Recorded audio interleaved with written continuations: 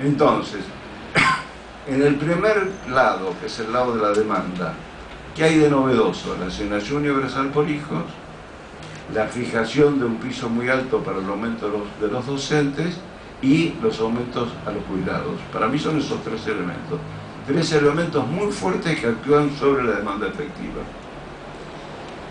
Eso es una medida que puede garantizar en 2010 un crecimiento de 4 o 5 puntos. Pero si uno quiere que ese crecimiento se mantenga como ritmo en los años siguientes, tiene que bajar la tasa de interés, tiene que avanzar el desendeudamiento, tiene que bajar el riesgo país, y todo eso se entiende que es una condición básica para que crezca la inversión privada y vaya reemplazando la inversión pública. ¿Se entiende? O sea, nosotros no podemos pretender que la economía siga creciendo a partir de un gasto público que crece 37% anual. Pero tampoco podemos creer que la economía puede crecer cuando la tasa de inversión es del 20%, como vamos a ver en un ratito, o cuando la tasa de ahorro es del 30% o del 28%, o sea, tenemos 8 puntos que se van hacia el ahorro externo. Entonces, para corregir todas esas cosas, un punto de partida insoslayable era resolver el tema de la deuda a corto y a mediano plazo.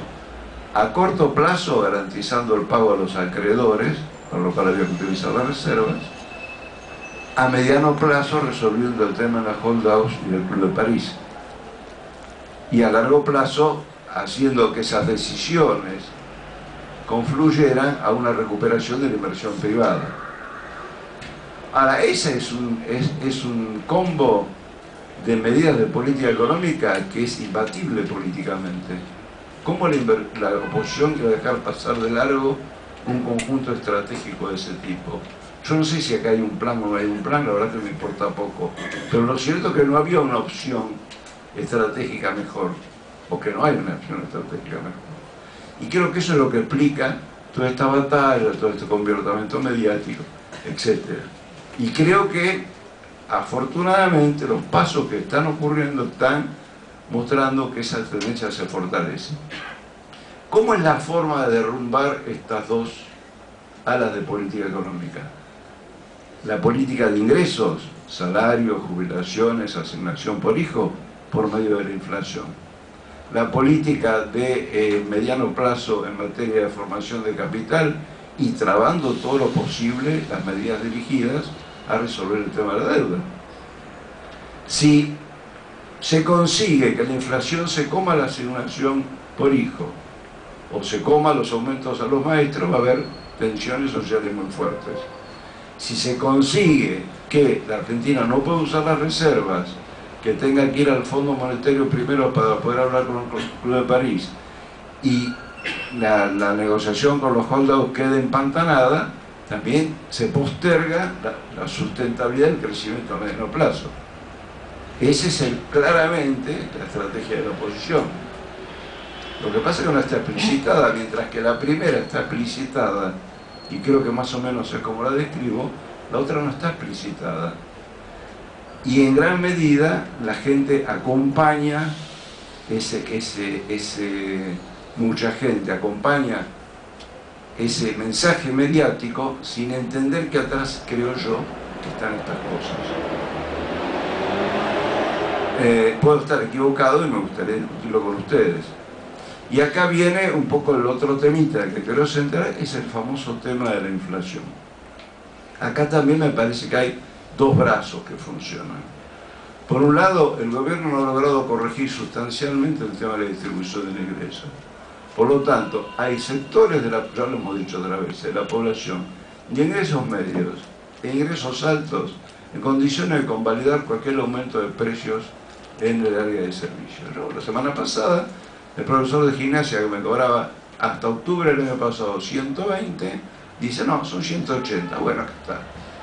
El tipo que cuida el coche a la otra cuadra de la cancha cobraba 5 pesos, pasa a cobrar 10. Y el peluquero que cobraba 30 pesos, me acabo de comprobarlo hace pocos días, pasa a cobrar 40. ¿Cuál es el criterio por el cual pasa eso? Lo que ocurre es que todas esas personas están en condiciones de atender ese gasto, tienen excedentes. Si a eso le añadimos los aumentos salariales y de jubilaciones y el ingreso universal, también es capacidad de pago que se lanza sobre el mercado y convalida aumentos de costos que no tienen explicación alguna.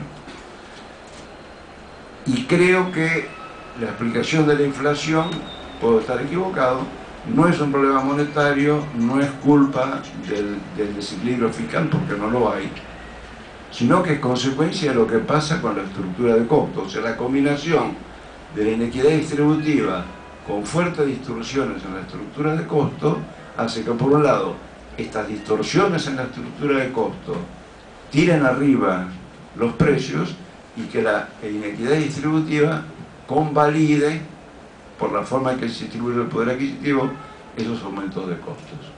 Entonces ahí también, otra vez, la única forma de corregir eso es por la vía de la acumulación de capital, por la vía de la inversión, que aumente la eficiencia de la economía y aumente la oferta.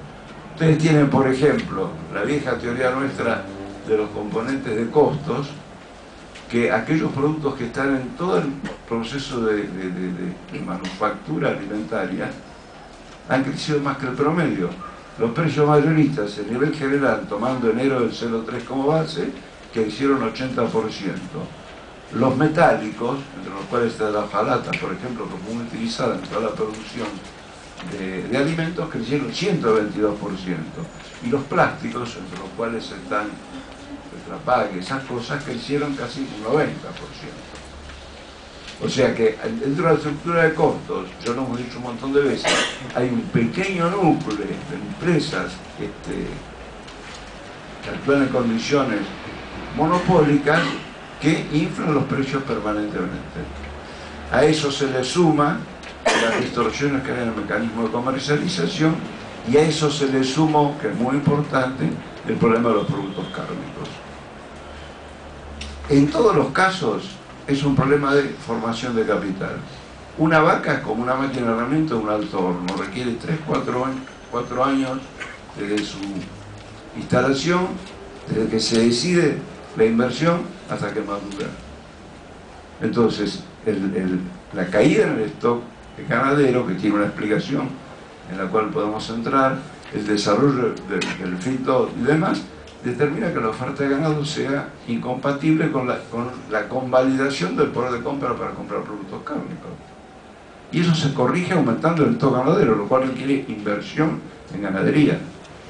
Y el hecho de que tengamos un monopolio absoluto en la producción siderúrgica, en la producción plástica, también se corrige con estímulo a proyectos alternativos. Todos esos sectores ahora están trabajando con 30-40% de capacidad ociosa, más de 30%. Eso se va a consumir en 1 año y medio aproximadamente.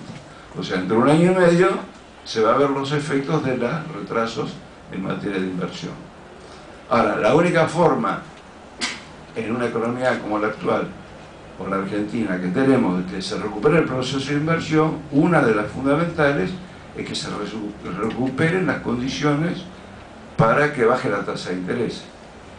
Y la baja de interés puede bajar por 2 cosas: porque se corrijan todos los problemas del endeudamiento y porque tengamos un banco central que no se dedica a cuidar la cotización del dólar, sino que hacer que la banca privada se comprometa con los procesos productivos. Y de mi punto de vista creo que ese es el núcleo duro del problema que tenemos. Resumiendo, tenemos 30% de ahorro, solamente invertimos 20% del ahorro. Pagamos tasas de interés que son 10 puntos superiores a las internacionales, entonces no lo podemos modificar eso si no se modifica el tema del endeudamiento. Y precisamos instituciones que presionen para que la banca privada deje de hacer negocios de corto plazo y empiece a financiar proyectos productivos que existen en gran cantidad.